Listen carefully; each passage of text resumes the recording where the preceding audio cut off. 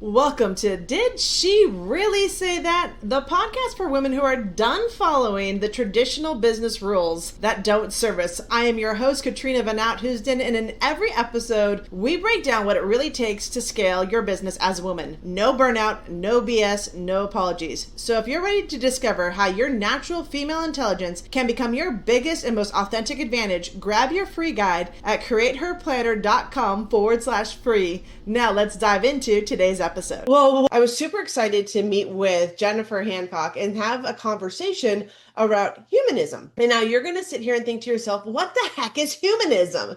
And this is where we're going to dive into this. So Jennifer Hancock has spent her career exploring how people think, learn, and respond to challenges, right? Raised as a humanist. Now we're going to get into this because I'm very curious in how you get raised as a humanist.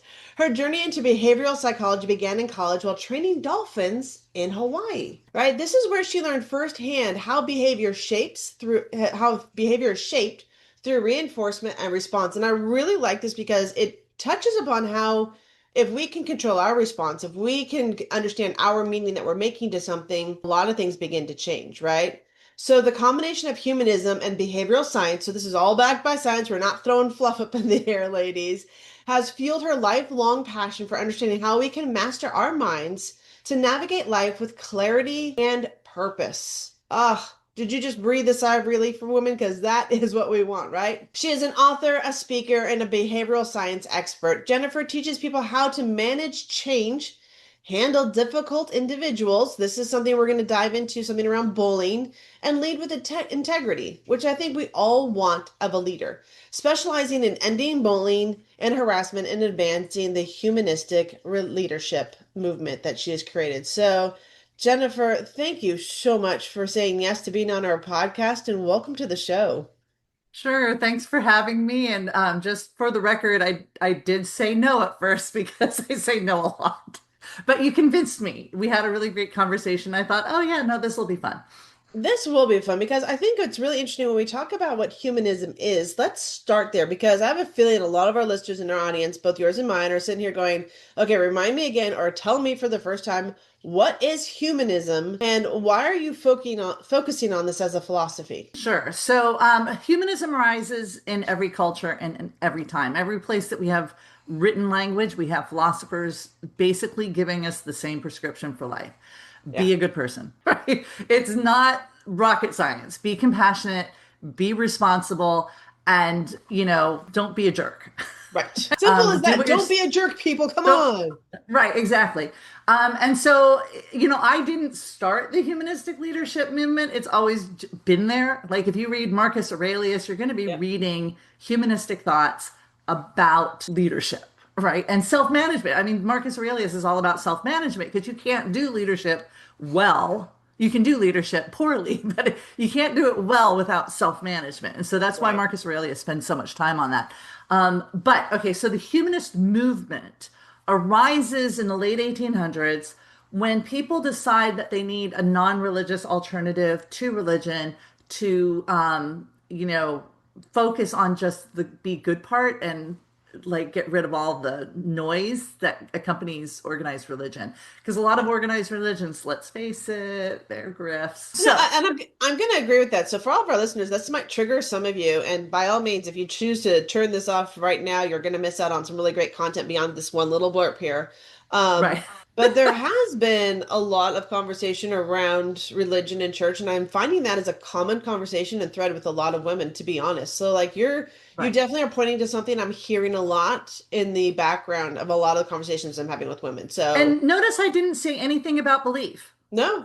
Right. It's the organized make money off of it part that can be challenge. Problematic. Not that there aren't good preachers and leaders and educators, but The financial all sunshine and roses, we're missing all the negative. Yeah, I agree. So humanism, so in the late 1800s in the US, if you didn't go to church, you would go to jail. So like in places like Chicago, they created free thought churches for all the free thinkers to go to in lieu of going to church so they wouldn't go to jail. Interesting. Okay. Right. And these were not small places, right? One of the three free thought churches in Chicago had a massive building, a massive organ. I mean, they were not small affairs, But there's a lot of people who just want to learn how to be good.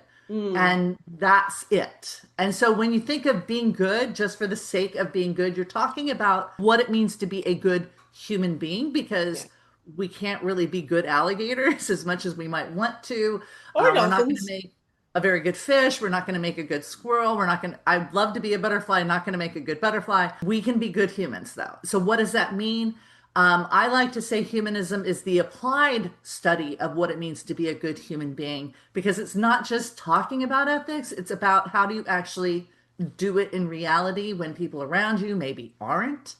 Or maybe when the decision of what is good isn't clear because maybe you have the greater of two goods, maybe you're stuck with the lesser of two evils.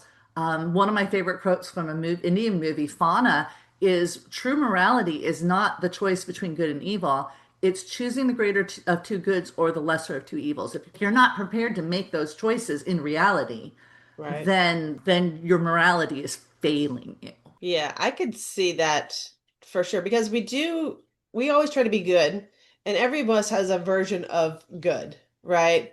I Right. mean, everything that we talk about, every person, whether we'll get into bullying here in just a moment, but when you talk about bullying somebody or, doing something in your life, we all have a perception of good. So how do we kind of find the common ground of what good is, of the lesser two evils or the greater of the two?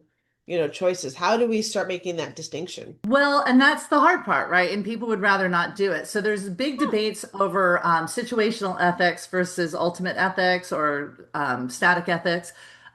So ultimate ethics, or, and I don't think that's the right term, it's just the term that's coming to mind right now, right? Got it. Um, is that there's good and bad, period. It's very dichotomous. Situational ethics are like, okay, this would normally be bad, but in this situation, that Right. might be good. So is it ethical to kill one person to save 1,000? That's a situational conversation. And humanists just kind of acknowledge that it's not. Ethics isn't easy. Anybody who pretends ethics is easy is lying to you and probably wants your money. All right. The reality is that ethics is difficult. You do have to make judgments, Yeah. and your judgments, you might not know if your judgment was right until later, right? When you see the outcomes. And so Yeah. humanists are going to judge it by the outcomes. Now, there is some science done on research done on commonalities in morality around the world.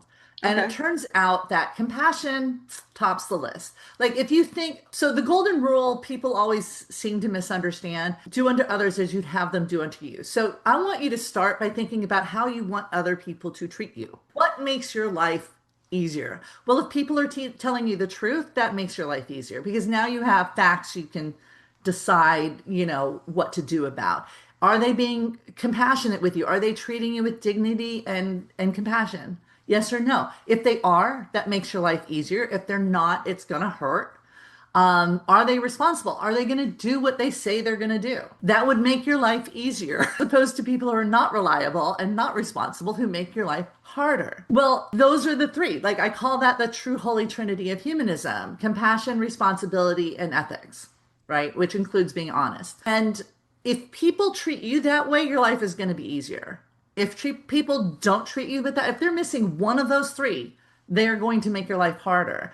Well, the big secret to the golden rule, treat others how you want them to treat you, is that the only way to get those good people who are compassionate, honest, and ethical, responsible and ethical to want to interact with you is to be those things yourself. Because let me tell you, if you are not compassionate, responsible, and ethical, people like me who are compassionate, responsible, and ethical, we're going to be compassionate with you. And that's about it. We're not going to give you a lot of our time. You're not going to have us as a friend. I don't have friends that aren't all three of these things. Yeah. And that might seem cruel, but I'm not cruel to people. I just don't let them in and give them my time and energy if they're not going to reciprocate. Well, and I think that points back to a lot of the conversations I have with women here on the show and for our audience is setting those boundaries, right? You've set a boundary as in who you want to engage with, and then that attracts those people to you also. And inside Right. of that, that enriches your life. It actually betters your life. It creates more abundance in your life because you're choosing that the people that you want to be with fall within those three parameters that make life fulfilled and bring joy to your life. Otherwise, you're just like suffering through life. Yeah, because you're all you're doing is hanging out with people who are not nice and not responsible, and you have to pick up the slack, Yeah. and it makes your life harder. So if you want good people around you, you got to be a good person yourself because good people don't really give people who aren't good Yeah, their time. I can see that. So let's talk about this into leadership. There's a couple of things that we're going to touch on in this episode because I know you've written a new book within leadership, or we'll talk about that a little bit also. But so let's talk about this to us as women as we're talking. So Sure. controlling our response, how we're responding to situations, navigating conflict, navigating leadership, even our personal lives. Why is controlling our response being a humanist inside that's so important? Because you can't choose your response unless you're in control of your response. Mm, Right. So if you have a difficult person, and I've worked in the workplace, right? I've had full-on passive aggressive people lying about stuff and trying to frame me for stuff. I've had, really crazy bosses, male bosses that like rub themselves in front of me, weird stuff like that. yes. And unless you're capable of acknowledge, you have to recognize your response. And if you have trauma, like I have PTSD, there's sometimes I respond to things from a stalking I experience that I'm not in control of my behavior, right? The only Right. way I can choose a response that will maximize the outcome or increase the odds in my favor of the outcome, right? So when you talk about behavioral conditioning, and this is why these two things are kind of combined in my work, there are, there's stimulus response, and your response is a stimulus to the other person. Right. So you can choose your response to create the right kind of stimulus that will increase the odds that whatever this interaction is going to go better for you. This being compassionate is actually a very selfish thing to do because it puts you in control, manage the situation for your own benefit. Now, the way to do that is to try and maximize the outcome for everybody involved. Right. Right? It's selfish, but in a altruistic sort of way, Yes. right? Yes. But in order to choose those responses, you have to be in control of your response. And Response. that means recognizing the emotional impact that you're experiencing and then putting some space between the emotion and your choice, like inserting a choice. You're Yeah. not just going to knee-jerk react. You're Yeah. going to choose your response, but you can't do that if you're not cognizant of what is going on in your body and in your head. Because when I get a PTSD response, right? If I'm going to fight flight, that is physical. That is absolutely physical. Yes. And there's things you can do. Like I went to a therapist and learned how to breathe from my stomach to interrupt it. And even when I talk about it, I like you can't see me right now, but I'm doing some of these things to keep myself calm. So there's Mm, things you can learn to do to interrupt your instinctual response, to give yourself some space to then choose the response that's going to maximize good outcomes for you. Can you control it 100%? No. But if you can change the odds in your favor by making a better choice, there's no guarantee of outcomes, right? I mean, we could all get hit by a car tomorrow. That would be weird with everybody listening to us that 100% of us got hit by a car. But it could happen.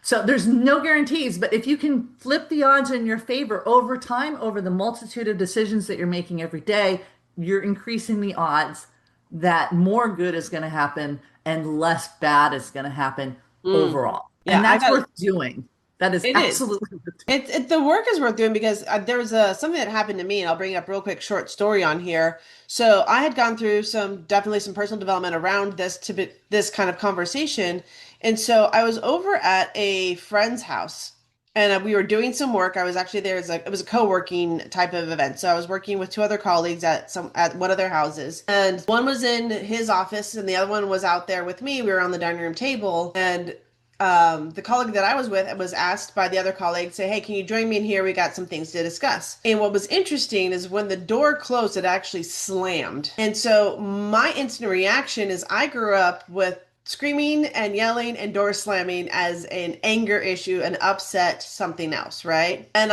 my first instinct was they're mad at me.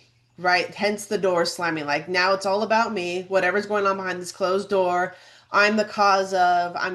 This could be my all the terrible, horrible, no good, very bad thoughts that are going through your Right, right. mind, right? And then I caught myself and I said, what actually happened that triggered the response? And I said, the door slammed aggressively, or it feels like it slammed shut. But could it have been just been caught? Could the door have just swung closed harder just because of just happened? And is there really anything that I'm in trouble or at the effect of? Right? And understanding in that moment that I have a triggered response to a door slamming, I now get to choose a new response Exactly. to that Exactly. any door slamming after that. Like it really woke up my subconscious and brought it consciously to thought and said, these aren't synonymous. It's not always this. It Right. could be this. Right. And here's the secret to that. That's like the first step is the awareness, Right. which allows you then to practice space. And in my book, Mastering the Five Managerial Superpowers, I talk about how to practice awareness so that you get Mm. better at it. And the way to hack your brain is just practice. The more Oh you yeah. practice, the more your brain does it. And you don't have to practice perfectly. Like that's the brilliance of it. You just, when you notice and you take note of it, and then you keep, and then it gets easier and easier and easier over time. And that, but that is the absolute first step is the awareness that allows you to create space. Now, after that, you're like, okay, so worst case scenario, I'm a big fan of worst case scenario. They're mad at me. What am I going to do about that? And how am I going to respond to that in Yeah. a professional way? Yep. Right. But you can't even have that thought.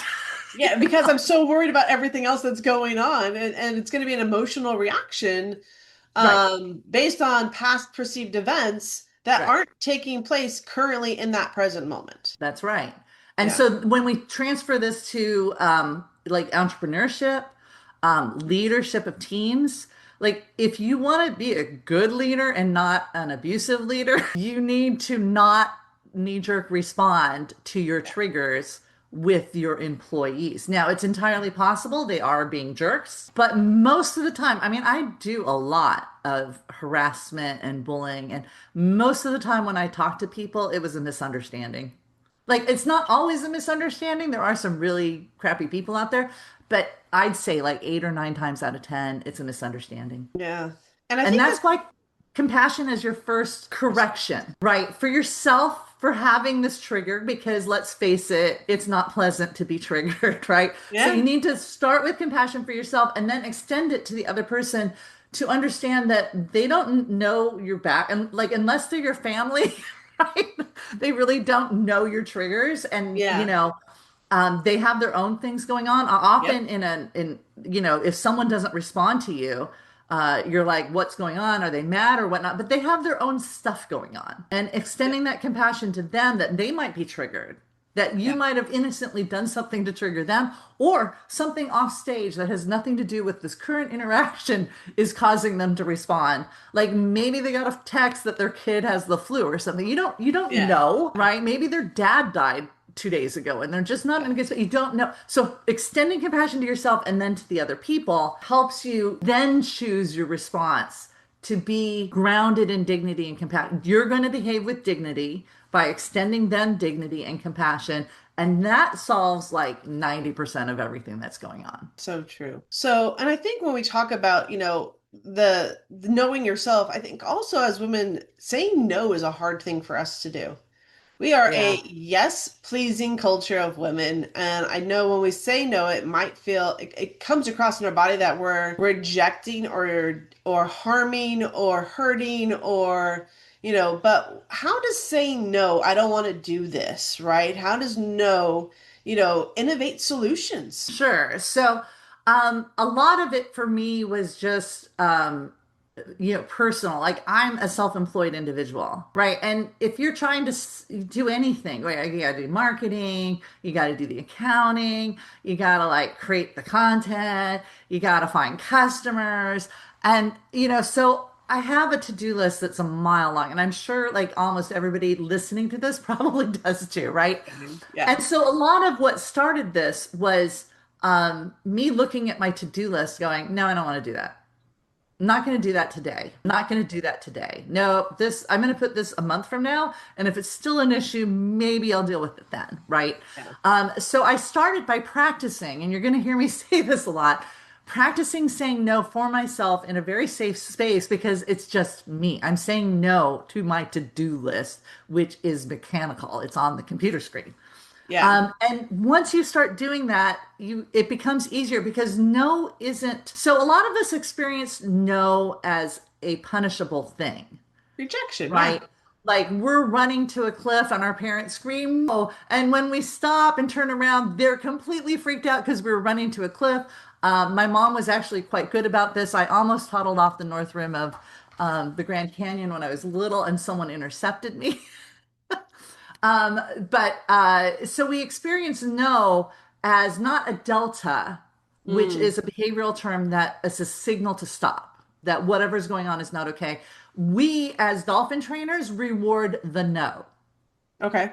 Okay, so Explain as that. a parent, you're supposed, if the kid stops what they're doing when you say no, you should reward them. But that requires you to be not completely freaked out and terrified, which, as we know from Yoda, fear leads to anger, anger leads to hate, hate leads to suffering. So you got to control your own fear and not yell at your kid and thank them for stopping.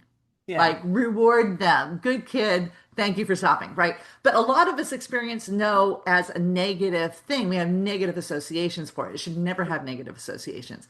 And as a result, when we say no, we think the other person's going to have a negative response to it. But if you're saying no with kindness and love and compassion for yourself and just explaining, I don't have the time. Like your friend wants to go to a club, but you have an obligation that night. A no is not a negative. It's just a not right now. Mm. Right. And the first time I said no to a client, someone wanted to fly me, they wanted me to go to like Kansas for something. And I have nothing against Kansas, but it was going to be like a 4-day trip away from my family to give a talk that's an hour long. Mm. And the answer was no. Like, if you wanted me to go to the United Kingdom or Paris for this 1 hour talk and I got an extra day there to explore, I'd have said yes. But if you're going to take me away from my family, okay, so this was my first like realization is I don't want to travel anymore for 1 hour talks. Like, I don't care if you're Mm. paying me $5,000 for that talk. The reality is I don't want to travel for it anymore. That's like 3 or 4 days of my life. It's 2 days of travel and whatever time there. And that's time to me is more precious. So, and that's a weird thing to say because, like, for most entrepreneurs, we're like, I gotta have the money or I don't make my rent and I can't eat, right? And I just told them, I'm sorry, but can you do my online course instead? And then maybe we could do a Zoom Q&A. And that's what they chose to do. New business. Win. Win. Right. It's an alternative win. Like we feel like because we hear that a lot in our as an entrepreneur too. It's like, oh, say yes and figure it out later. And I feel like sometimes we're conditioned to say yes to things that intrinsically or emotionally or physically we really want to say no to.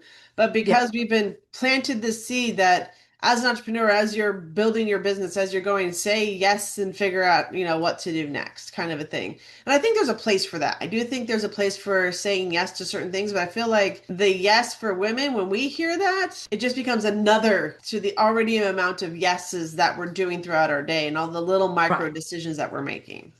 Yeah, and I find like I honestly had the woman who is trying to hire me, I don't think not been a woman and not understood my desire to stay home with my kids, I might have had a negative experience with that Yeah. first no, right? But I was rewarded for my first no, so I did it more, right? But the other thing is, I always find with the balance, right? Life work balance, the whole point of working for yourself is to have time. And Yeah. then you don't have time because you're doing 100% of five people's jobs, right? So I find myself expanding and contracting. It's like the waves of an ocean, right? There's times to expand and experiment and explore and try new things. And then once you've figured out what you like and don't like about that, same goes for sex, is the time to contract and say, okay, this is my boundary. Until you experience the things you don't like, you don't necessarily know you need a boundary there. Yeah. I agree. So, I agree with that. So let's shift this conversation a little bit. So one of the things that you've taken humanism into is into, well, you've mentioned your book, so Mastering the Five Managerial Superpowers. So we'll get into that in just a moment. But there was a previous book that you wrote, and a lot of what you're teaching and training is helping parents and school systems and educators out there, which is again self-regulation in a lot of way, but the bullying that we feel out there. So like what do most people get wrong about bullying and how it impacts, our children and ourselves even? Well, I think people understand the impact on themselves quite well. Okay. I think one of the problems we have is we have a theory of mind and we assume that other people think the way we do, and that's not the case. Right. What? I know it's crazy, but the other person has their own life. And, often what they're doing is a response to the stresses in their life and has nothing to do with you. You're just like a common target. And this is why um, re controlling your response, feeling compassion for yourself because the hurt is real. We're not going to Yeah. pretend it's not. But then also trying to think about why this person is something's wrong, gone wrong with most people don't behave this way, Yeah. right? And if you've got a 5-year-old behaving badly, they're not being an ass to be an ass. They're a 5-year-old who doesn't know how to handle their emotions, and you don't know what's happening in their life. Maybe they're being beat up at home. Maybe they're being raped at home. You don't know, right? And so we ascribe to people motivations that they don't actually have. So that's like the first thing. The second thing is to understand the science of how you're being conditioned and how their behavior is going to impact your conditioning. And the great thing about knowing the science of how behaviors are conditioned is that it allows us to resist our conditioning. We Okay. don't have to be conditioned by the conditions we find ourselves in, but to do that, and that's a quote by Viktor Frankl, sorry, Okay. Man's Unheard Cry for Meaning, great book. And he's a humanist. The guy for logotherapy, humanist. We're everywhere, making the world a better place. Thank you for Anyways, that. so the goal is to learn how these things work so that you can recognize them and then resist them, because that's really the only defense is to recognize it and then not allow it. Because as soon as you recognize the pattern, you're now focused on not yourself, but on the other person and their behavior. Which, when you look at the cover of my book, The Bully Vaccine, you're going to see kind of the stereotypical bully with a little girl, and she's got this like force field around her. Well, that's what compassion does for you. Mm. It acts as a force field because instead of focusing on your own hurt, which let's face it sucks. Can I say that? Yes, please. Okay, so focusing on your own hurt sucks. So instead of focusing on your own hurt, you focus on the other person's hurt. So immediately you feel better. And no one believes me until they do this. Yeah. And then, like, because I have a whole unit on my 6-week course on living made simpler on compassion. And then people always come back to me and they're like, you've changed everything. Mm. Because Yeah, then they you go and practice reframed it. it. Yeah, they practice it in real life and realize that there's a reason every major philosopher and religious leader in the history of humanity who's been teaching compassion is teaching it for exactly this reason. It's a very selfish thing to do. And people think that if I'm being compassionate for the other person, I'm putting them first. No, Mm. you're not. It's just an emotion. It's just a lens to view this interaction through. You're Yeah. not putting them first. You're actually putting yourself first and then using your compassion to see the other person more clearly and not through the lens of your own pain, Yeah. which is not clear. That's a really distorted view. So you're going to Yeah. clear it out, make sure you can see the other person clearly, and then make a choice on how best to respond in a way that will help yourself first and hopefully, but not always, because you can't fix another person, Yeah. hopefully help them as well. That would be a good outcome, right? And a lot of this is figuring out what the ideal outcome is. A lot of times when we're responding with pain and hurt and fear, we don't have a concept of what a good outcome is. And you can't manufacture that good outcome unless you step back enough and compassion helps you do this, to think about what an ideal outcome would be. Hurting the other person, which is a normal instinctual response, rarely leads to good outcomes. You might end up in jail. That's not a good outcome. Right? So we Yeah. want an outcome that benefits ourselves and, if it's possible, benefits the other person. And people resist that. Like that is compassion is crazily enough the thing that people resist giving to other people the most. And I think it's because we all have dignity violations. Donna Hicks wrote a really great book on dignity. She used to do, she still does probably, negotiations between warring, like she with Desmond Tutu, she does things with warring parties, right? And she says there's no progress until your dignity violation is acknowledged, right? Like if the other person's hurt you, you need them to validate that they hurt you before Yes. you're willing to validate that they've been hurt. And when you introduce compassion, you realize you don't actually need them to validate the fact that they hurt you. That is not a necessary thing. You've acknowledged that they've hurt you. You know they hurt you, and you can not require an apology. It's not necessary. If they're a bad person, will never give you one.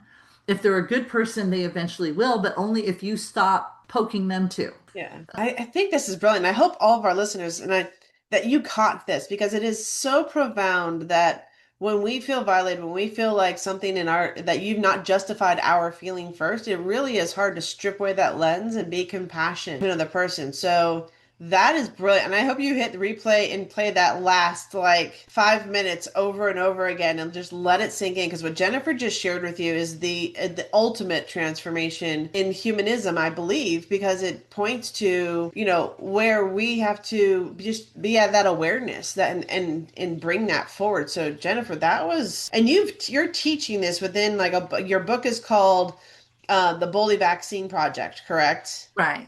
In that book, I had not yet interviewed Donna Hicks for the International Humanist Management System. So I was still using the term respect, but Okay. she's absolutely correct that respect is something earned. It is. But all humans have dignity, and you have dignity and you behave in a dignified way when you extend dignity to others, when you give other people, when you recognize the dignity of the other person. When you do this, and this is what really makes a leader. Like if you think of the people you are enamored with and would follow anywhere, it's probably because they're ethical, compassionate, responsible, but most importantly, they treat other people with dignity. If you Yeah. want to be perceived as someone with dignity, you need to give dignity to others. It's Yeah. not going to be recognized if you're being an ass because you're not being dignified when you're being an ass, right? Yeah. You have dignity when in the face of an onslaught of bad behavior directed towards you, you have the control and ability to not be bothered from it. And this is the thing that compassion does when someone's being an ass and they're directing it at you. Honestly, I feel very little hurt when that happens.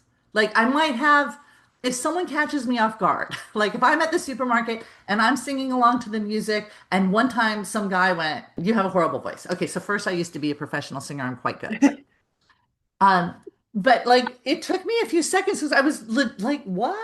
And then I realized, wait, what's wrong with this person that he went up to a complete stranger in a good Yeah. mood in a supermarket to ruin their good mood? Something like I don't know what was wrong with that man, but I felt really bad for him because who does that?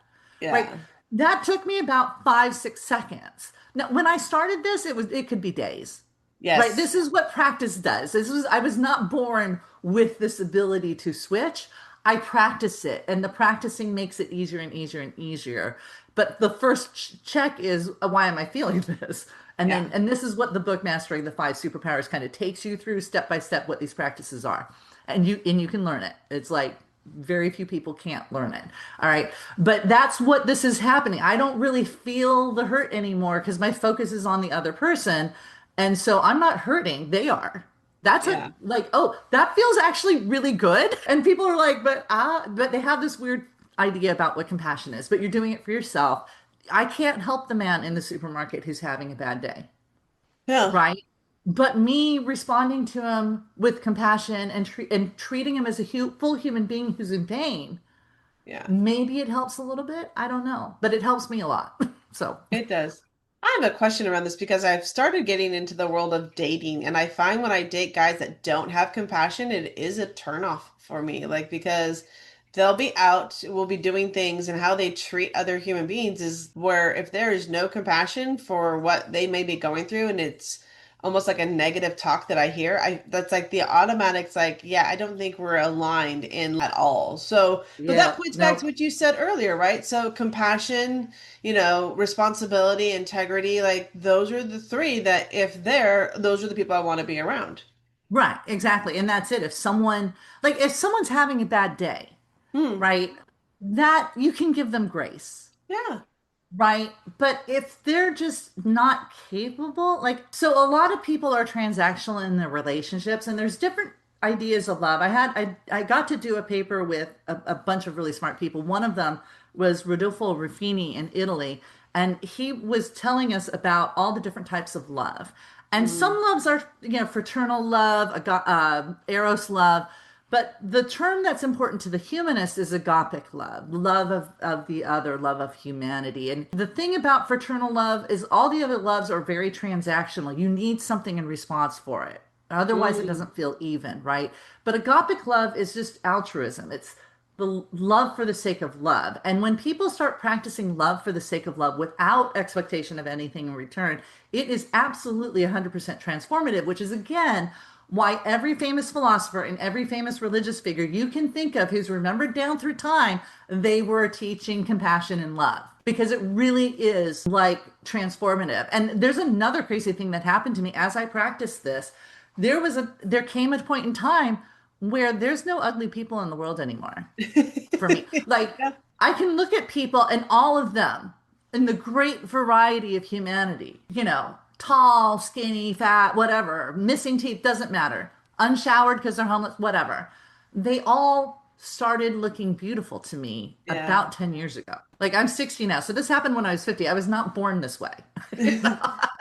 Like, let me reinforce this. This is a practice that is absolutely transformative, Yeah. which is why historically humanist teachers end up with like cults behind them and religions. And And they're things like remembered. this. Yes. Yeah, because this really is transformative, but it helps you in a self. It's so there's a concept called embedded autonomy, right? A human being is an autonomous individual, right?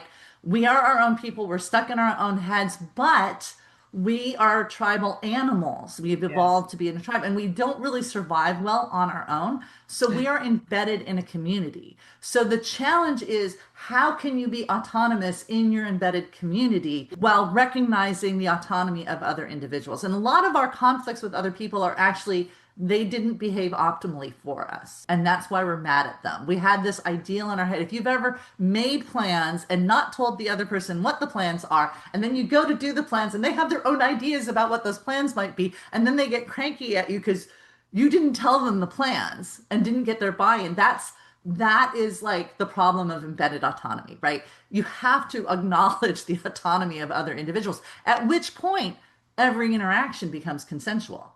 Right. A Yeah. work relationship is consensual. A romantic relationship is consensual. Your relationships with your children are consensual. Every single thing has to be consensual when you really understand this embedded autonomy and that every human that you're interacting with, regardless of their mental health or their mental capacity, have embedded autonomy as well. It changes everything, and it makes the compassion even more important. And so you can see why I'm kind of combining the philosophy with the behavioral stuff because in order to actually do the ideal for yourself as a practice, you have to practice it to embed it in your brain as a semi-automatic as much of an automatic response as you can. Like you make it into a habit. Yeah. And So that's quick where the question. magic. Yeah. And it all works. So I've got a Yeah. one question. We were Yeah. wrapping this up or coming to an end. And I know my listeners are like, oh my God, we could keep going. Like we could absolutely, Jennifer, keep going. So as somebody that's teaching humanism, as you've gone through, you've created the course on bullying and how to like what that actually is. You've put together your next book, which is Mastering the Five Managerial Superpowers, right? And we're going to drop those links in the show notes for you. When you've worked with someone, have you ever had a moment where they're working with you? This show is all about bold statements. Did she really say that? And you guys have heard a lot from Jennifer today around, yeah, she dropped a lot of things you're going to have to start understanding and unwrapping because that's the work to be done. Right. So, have you ever had a client or, working with an organization and you've said something or done something and they've gone, did she really just say that or even do that? Has there been a moment that you can share with us? Um, so I was in India for a happy workplace conclave, and for some reason I was the keynote, which I don't really know how that happened. But the guy that was organizing it was high profile, had quit his C-suite level job at a major company to call out the bad behavior of the CEO. Uh-huh. Okay. That's how this all company. So I'm in this conference, this conclave, and I mean, there are people making six, seven figures as consultants. There are CEOs of some major Indian companies at this place. And I've like had a talk ready, and I'm kind of the last major person to come on. No one knows who I am, right? Because I'm there because I wrote the bully vaccine, right? Which is the science of how you get a bully to stop behavior. There's actually science to that. This is not just the humanism, it's the behavioral science 101 of how to stop unwanted behavior, right? But as I'm listening, I realize everybody's framing the problem of happiness and workplace coherence in a completely upside down way. And so I said, okay, I have a talk, but I need to address like kind of the elephant in the room. You all have it upside down. You all are wrong. I mean, you're kind of right. The relationship is there, but it's in going in the opposite direction. You need to flip it upside It's down inverted. and invert it. And they all went, what? And they had so many questions, but it ended up being really, really good because then they were picking my brain on like, what do you mean by this? Right.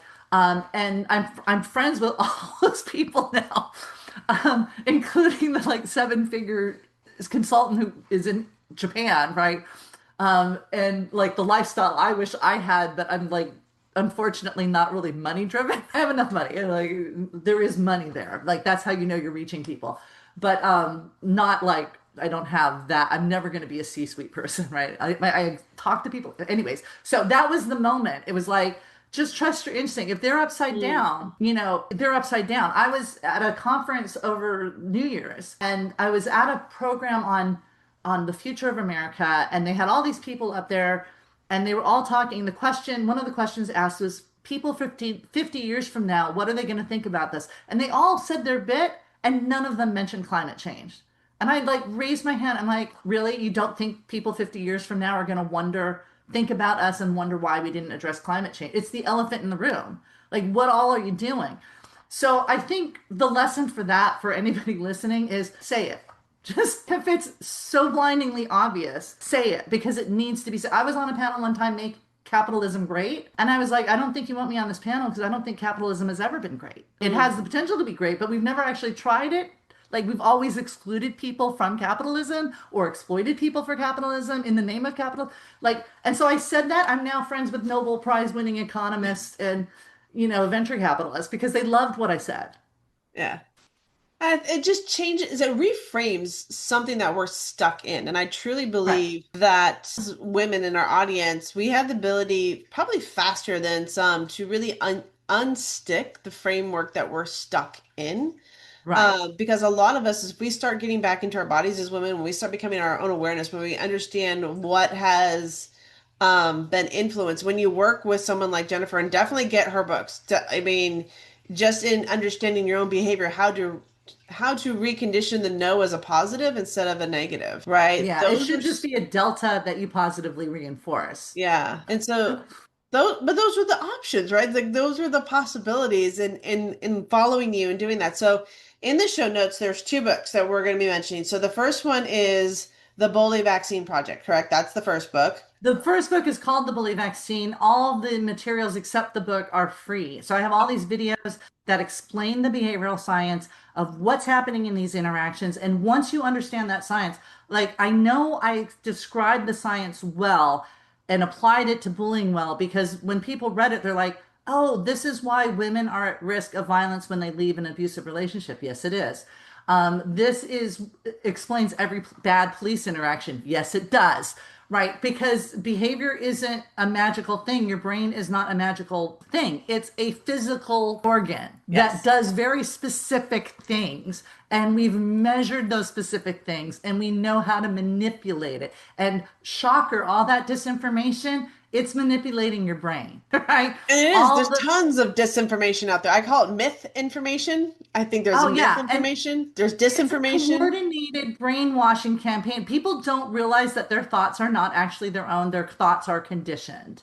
And that the only defense against that is to understand the science of how they're doing it, at which point you can look at it as a dispassionate observer and have more of a chance Yeah. to resist the conditioning that people are putting on us through social media. So if you're not already on a social media diet, put yourself on one because it's bad out there. I have been. I would tell you that like the podcast and my little bubble are about the extent, because I recognize, and especially with all AI and the deep fakes and everything else, the real truth is you don't know somebody or something or what's really going on until you meet them face to face. And I think that's going to become the real currency moving forward is human interaction, physical contact, and face to Yeah. face is really going to be the trust currency moving forward. And people think they're too smart to fall for it. And I got news for everybody as a behavioral expert. You're not. There's no such thing. Like everybody is not immune to this because it bypasses your consciousness. Like Yep. if I wanted to, I could get you to hum a specific tune whenever you hear a specific bird call just by repeating those two things together in your Yeah. presence enough time that it becomes an unconscious, you don't even know I'm doing it to you. So if I can Yeah. do that, imagine, and I wouldn't because I'm ethical, but people who are not ethical, they absolutely know this science and they're using it against you. Yeah, I think that, one of my big things, and I'm gonna wrap this up with this last Yeah, comment. I think one of the last things that we need to do is that back in the early movie generation, they did a lot of commercials beforehand, and they were doing subliminal messaging inside a lot of those commercials and movies and things like that. And actually, there was regulation in place to remove any type of subliminal messaging because they recognized that it was pre-programming humanity. Unfortunately, we don't have subliminal messaging as a regulation on anything social media. that's right. None. So every And video your you brain watch, does see it. yeah, every video you watch, everything that you read, if there is nefarious intent with no ethics, you can be the victim of subliminal messaging and not even know it and be conditioned to change beliefs, patterns, and everything else. And that is why I agree with Jennifer. You should have a social detox and really look And at. learn the science. And again, everything on the Believe Vaccine Project is free. I do encourage you to get the book, but this information I put out there as a public service, it's all free. If you want to learn how to hack your own brain, that's what the Mastering the Five Managerial Superpowers is about. All right. So we're wrapping this up. This was brilliant. Honestly, Jennifer, you've been amazing. Thank you for your time today and being on this podcast. Did she really say that? And thanks for pushing past my no. Yeah, because this is valuable. Like this is really where I think as women and that we need this conversation and we need to be more vocal in this conversation because what you're leading and what you're bringing to the table, as you've said on both books, this has the potential to change the world. So let's change the world together. So grab By both of her changing books. ourselves. Yeah. So let's change the world by changing ourselves. Grab Jennifer's books, read them, implement them, and I know they have the ability to impact and change your life. Like the science is there. Yeah. It's no joke. So thank you again to all my audience. If you found something here that you resonated with, or you can thought of a friend or family member that could benefit from this conversation, please share this podcast with them and let them hear for themselves and make their choices because that is the gift that we are giving you and we're asking you to continue sharing this gift and helping spread the word of what Jennifer is doing. So thank you all for listening to our podcast. Did she really say that? She did. And with that, I'm your host, Chef Katrina, and we'll see you on the next episode. If today's conversation hit home, don't just listen, take the next step. Download the free Create Her Authentically guide at createherplanner.com/free and discover how to build your business in alignment with your natural rhythm. And if you love this episode, please leave a review. It helps more women find the show. I'll see you in the next episode.